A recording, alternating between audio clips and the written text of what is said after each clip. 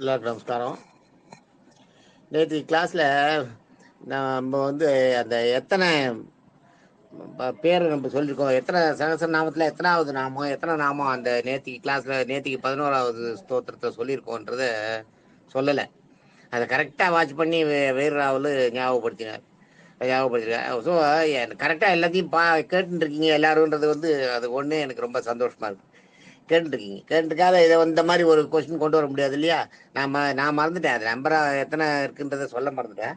ஆனால் அதை கரெக்டாக வீரராவல் பிடிச்சி எனக்கு வந்து நீங்கள் நம்பர் சொல்லலை, எத்தனை பேர் அதில் நம்ம வந்திருக்கு அந்த 11வது ஸ்தோத்திரத்தில் எத்தனை பேர் நம்ம மகாவிஷ்ணு பேரை சொல்லியிருக்கோன்றதை விட்டுட்டோம், அதை சொல்லலை. அதை கரெக்டாக ஞாபகப்படுத்தி சொல்கிறார் வீரராவலுக்கு, ரொம்ப தேங்க்ஸ். இப்போ இன்றைக்கி அதை சொல்லிவிட்டு அப்புறம் அடுத்தது ஆரம்பிக்கிறேன். பார்த்தீங்கன்னா முந்தா நேற்றுக்கு வந்து 96ஓட முடிஞ்சிருந்தது. நேற்றுக்கு வந்து சர்வேஸ்வர 97, சித்த 98, சித்திஸ் 99, சர்வாதி 100, அச்சுத 101, விஷாகபி 102, அமேயாத்மா 103, சம்மித சமாதான அமேயாத்மா இல்லையா? அடுத்தது வந்து சர்வயோக வினிசுரிதன்றது அது ஒன்று, அது ஒரு நாமம். அது ஆக அதையும் சேர்த்திங்கன்னா உங்களுக்கு எத்தனை ஆகுது? 104 வரைக்கும் ஆகுது.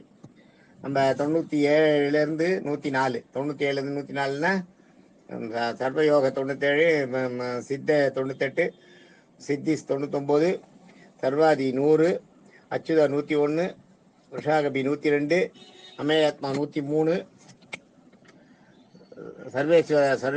சர்வயோக வினிஸ்ருத வந்து 104 வரைக்கும் கணக்கு பார்த்தீங்கன்னா உங்களுக்கு எத்தனை ஆச்சு? 1 2 3 4 5 6 7 8 வருதா? 8 பேர் நேற்றுக்கு போயிருக்கு. இன்னைக்கு அடுத்த ஸ்லோகத்தை பார்ப்போம். இன்னைக்கு வசுர்வஸ்மனாத், அது கேட்டுங்க. வசுர்வஸ்மனாத் சத்திய சமாத்மா சம்மித சமக அமோக புண்டரி காற்றோ விஷகர்மா விஷாகிருதி. இது இன்னைக்கு 12வது ஸ்லோகம். இதை எப்படி சொல்லணும்னா, வசுர்வசுமனாத் சத்திய சமாத்மா சம்மித சமக அமோக புண்டரி காற்றோ விஷகர்மா விஷாகிருதி அப்படி சொல்லணும். இதை சொல்லும்போது இந்த ஸ்லாங்கோட சொல்லணும். வசுர்வசுமனாத் சத்திய சமாத்மா சம்மித சமக, வசுர்வசுமனாத் சத்திய சமாத்மா சம்மித சமக அமோக புண்டரி காற்றோ விஷகர்மா விஷாகிருதி அப்படி சொல்லணும். இதில் வசுன்றது வந்து சுயம்புன்னு அர்த்தம். சுயம்புன்னா தெரியல, தானே உருவானது. அதான் ஜீவன்கள் தாமே ஜீவன்களில் உள்ள வசிப்பவன்றது இந்த இடத்துல வசுன்றது பொதுவாக சுயம்புன்னு அர்த்தம். வசுமனா, வசுன்னா சிறந்தன்னு ஒரு அர்த்தம் இருக்கு. வசுமனா சிறந்த மனமுடையவர். வசுமனா வசுமனா சத்திய பொய் இல்லாதவர், உண்மையே பேசுவர், உத்தமர், சத்தியவான், அதான் சத்திய.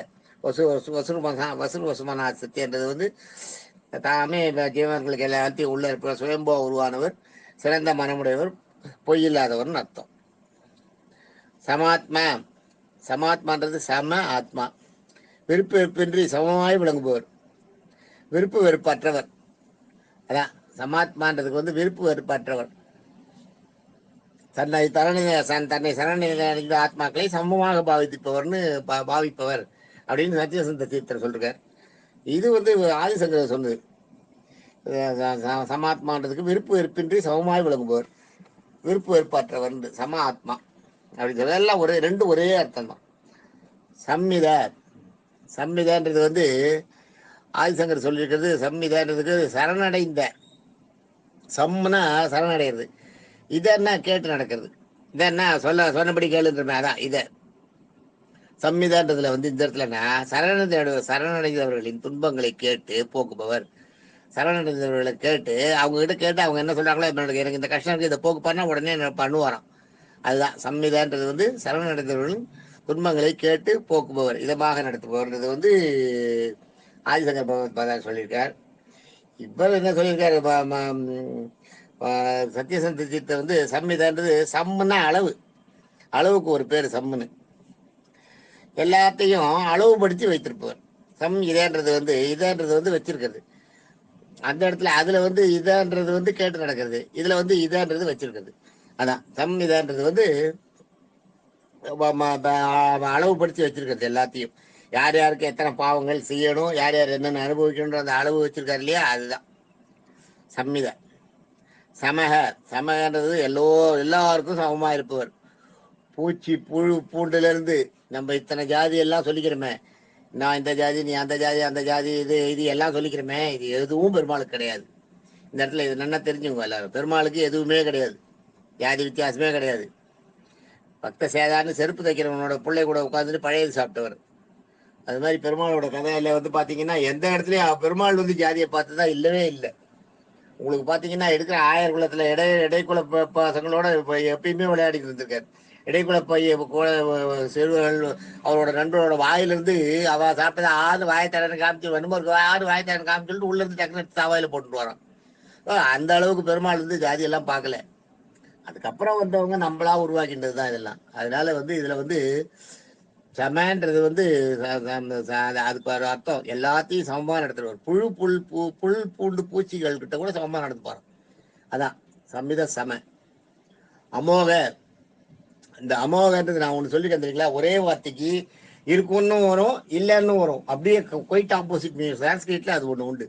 அதே வார்த்தைக்கு பிரிச்சிங்கன்னா ஒன்று இருக்குன்ற மாதிரி இருக்கும், இன்னொரு மாதிரி பார்த்தீங்கன்னா இல்லைன்ற மாதிரி. மோகன்னா பாருங்க, அமோகன்னா மோகன்றது வந்து மாயை, ஆசை, பற்று. மோகன்றது அமோகன்ற வந்து மோகம் இல்லாதவன்றது அர்த்தம். அமோகன்றதுக்கு வந்து மோகம் இல்லாதவன், நிர்மலமானவன். ஆன்றது வந்து இந்த இடத்துல இல்லைன்னு வரும்.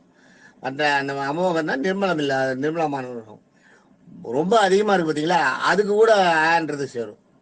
இந்த மோக கூட சேர்றது இல்லாததையும் குறிக்கும், அளவுக்கு அதிகமாக இருக்கிறதையும் குறிக்கும். அதுக்கும் அமோகன் தான் பேர். சான்ஸ்கிரிட்ல இது ஒரு விசேஷம். இது சில வார்த்தைகள் இது மாதிரி வரும், வரிதான வார்த்தைகள்.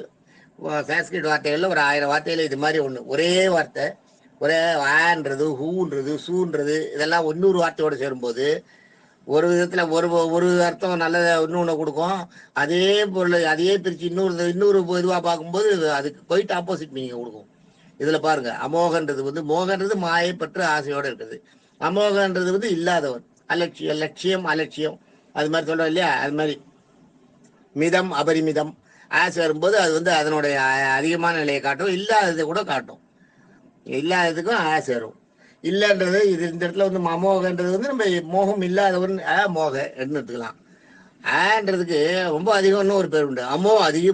அதிகமான ஆசை இருப்பவன் அப்படின்னு கூட ஒரு அர்த்தம் ஆகிடுவதில்லை. ஆனால் அது இந்த இடத்துக்கு பொருந்தாது. அது கூட அந்த மாதிரி கூட ஒரு அர்த்தம் உண்டு. அதனால இதை நம்ம அந்த இடத்துல அந்த அமோகத்தை எடுத்துக்கூடாது. அமோகம்னா மோகத்தை அறுத்தவன், மோகம் இல்லை நிர்மலமானவன் தான் எடுத்துக்கணும். இது ஒரு உதாரணத்துக்கு சொன்னேன் உங்களுக்கு. 2 மீனிங்கும் இருக்குது இடத்துக்கு. அமோகன்றது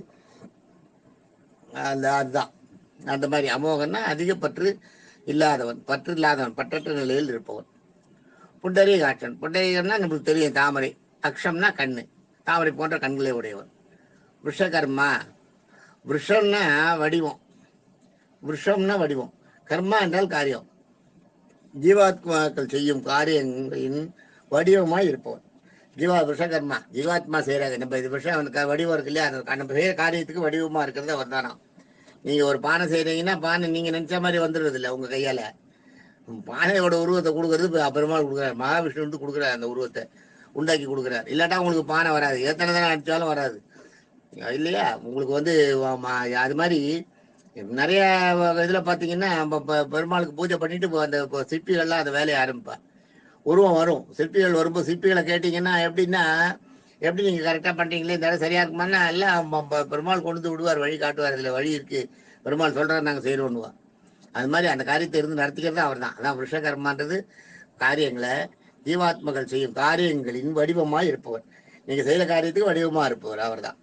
அதுதான் விஷகர்மா. விஷகர்மான்றது வந்து ஒரு கர்மாக்கள் காரியங்கள் அனைத்து காரியங்களையும் நடத்தி கொடுப்பவர்னு இவர் சொல்றாரு. சத்தியசந்தி 2 ஒண்ணுதான், வடிவமாய் இருப்பவர். விஷகர்மான்றது நீங்க செய்யற காரியங்களோட வடிவமா இருப்பவர். விஷாகிருதி, கிருதின்னா தர்மம்,